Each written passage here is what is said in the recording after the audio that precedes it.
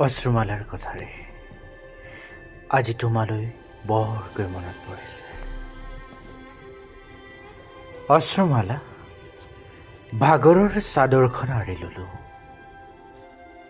কিমান আৰু ফাঁকি দিম নিজক, কিমান আৰু লিখিম পাহৰণিৰ কবিতা।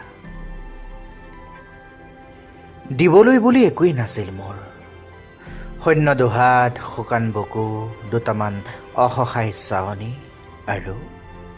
আৰু চকুলোৰে লিখা কিছুমান স্মৃতি। তোমাক পাহৰাৰ কচৰত, তোমাৰ দুচকুত খহি পৰাৰ কচৰত মই মুখ মোৰ পৰা হেৰুৱাই পেলোৱাৰ। যিমানেই তোমাৰ আৰু মোৰ ব্যৱধান বাঢ়ি গ'ল, মোৰ সৰু সৰু সপোনবোৰো ভাঙি গৈ থাকিল।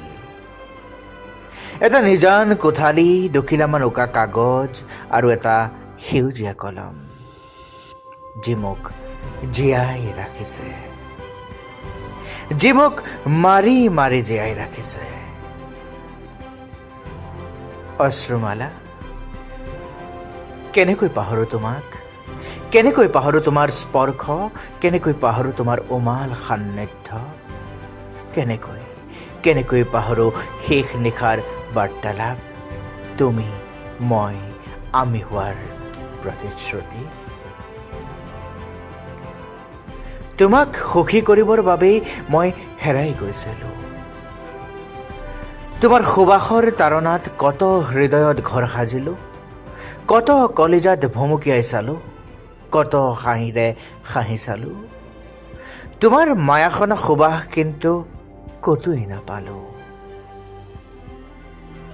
অশ্ৰুমালা, তুমিয়েই সাগৰ তীৰৰ ৰূপালী জোনাক, মোৰ বুকুৰ চাৰিওটা কোণত বাজি থকা প্ৰেমৰ সুমধুৰ গান, এটা আলফুলীয়া আবেলিৰ কবিতা, যি মোক আৱৰি আছিল, যি মোক আৱৰি আছে, যি মোক আৱৰি থাকিব পল প্ৰতিপল, দিন প্ৰতিদিন।